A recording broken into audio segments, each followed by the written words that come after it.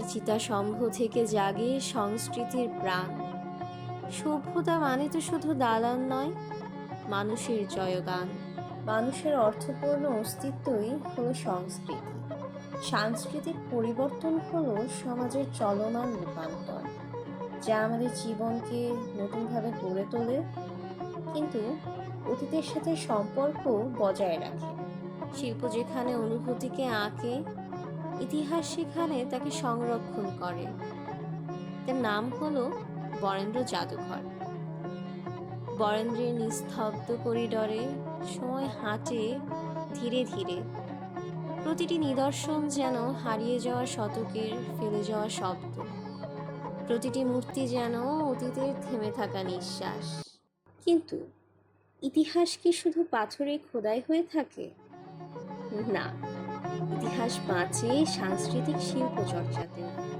যে কোনো দেশের সৃজনশীল যে মনোভাব সেটি প্রকাশ পায় তার সংস্কৃতির মধ্য দিয়ে। সংস্কৃতির এই পরিচয়টি নানানভাবে হতে পারে, কখনো গানে, কখনো নাচে, কখনো অভিনয়, কখনো চিত্রকলায়। দালান কোঠার নিদর্শন যেমন ইতিহাস বলে, চিত্রকলার প্রতিটি আঁচড়ে ফুটে ওঠে সময়ের ছাপ, মানুষের অনুভূতির সাথে অনেক অজানা গল্প।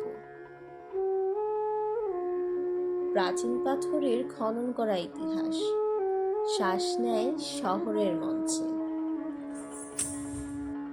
এক একটি দেশের বা এক একটি পরিমণ্ডলের এক একটি রূপভাব থাকে। আমরা আমাদের যেহেতু নাচ নিয়ে কাজ করি সেজন্য বলছি যে আমাদের একদম আদিম যুগ থেকে বর্তমান যুগ পর্যন্ত আমরা যে কোনো বিষয়কে খুব সহজেই নৃত্যের মাধ্যমে প্রকাশ করতে পারি।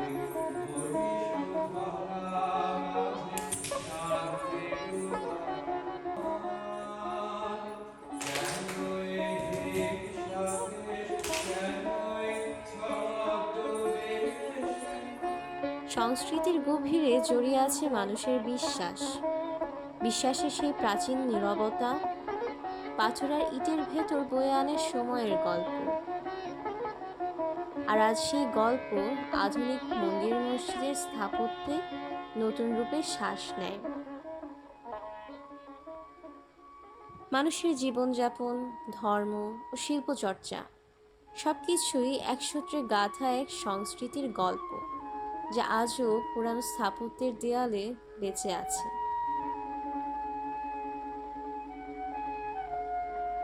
ইতিহাস কখনো হারিয়ে যায় না, এটা রয়ে যায় দেয়ালের নীরবতায়, মানুষের স্মৃতিতে আর সংস্কৃতির নিঃশ্বাসে।